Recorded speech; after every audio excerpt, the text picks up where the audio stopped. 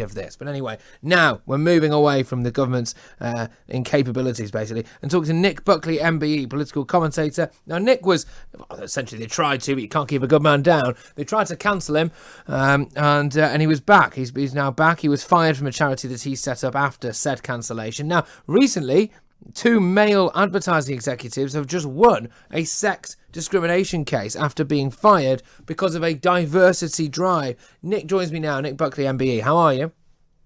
Good, thank you. Good stuff. So, look, what's your take overall on this now? Do you think the tide might be turning a little bit? Do you think that actually, now, frankly, people will stop getting sacked from jobs because of basically, they're kind of white and deemed to be a bit stale? No, I think we're going to see a lot more of this coming along. We've spent decades and decades blaming men for everything. And over the last 10 years, 5 years, that blaming has now turned to the hating of men. And that's what I see almost every day. I see it with the boys I work with. I can see how they feel there's nothing in society anymore for them. And it's just blame and blame and blame. And I'm really happy these 2 men stood up and said, no, because when you stand up, you can beat them.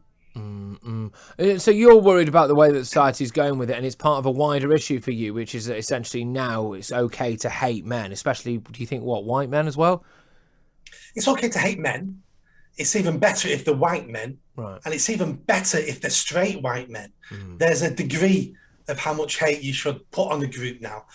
Just the same as there's a list of people who deserve your pity as well. So we split everybody into groups. Depending where you fall on that spectrum, depends how much hatred or how much pity you deserve. I mean, I think it's fascinating, really, because if we just imagined this the other way round, right, which is that there were 2 male ad executives who were in charge of the actual company, and they decided that they wanted it to all be full of their mates, and they wanted it to be, a load of other blokes who maybe they're all in the bully together back in the day. Their fathers have played golf together for generations, and they thought, you know what, let's get rid of Deborah, right? She can make way for her, and we can hire Arthur, our long-standing friend. That would be an obvious case of sex discrimination, right? Why is it so shocking in this world now that 2 blokes get sacked essentially because they're men, right? To make way for people who probably look a bit different from them and maybe identify as something else as well. Why does it seem like a shock, that this is sex discrimination? It has to work both ways, doesn't it? That's where the word equality comes in. And we have a different meaning of the word equality now. But equality means that everybody is treated equally. And that's what we always should be striving for. And this is not a new situation. We've been here before with different groups. Several hundred years ago, if you worked for a company and you was a Roman Catholic, we probably wouldn't want you in our company because you're a Roman Catholic. And then many decades later, it would have been something else. This isn't new.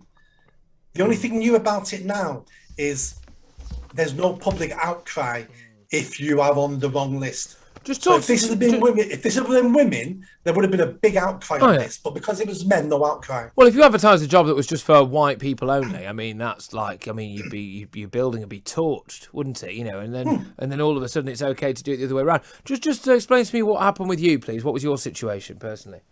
So my situation was different to these gentlemen's. Last year, I wrote a blog on Black Lives Matter to explain what I'd found out about him, because I knew nothing about him at the time last summer. Some people thought that was appalling, that a white man was commenting on an issue that wasn't related to him. They set a petition up to have me fired.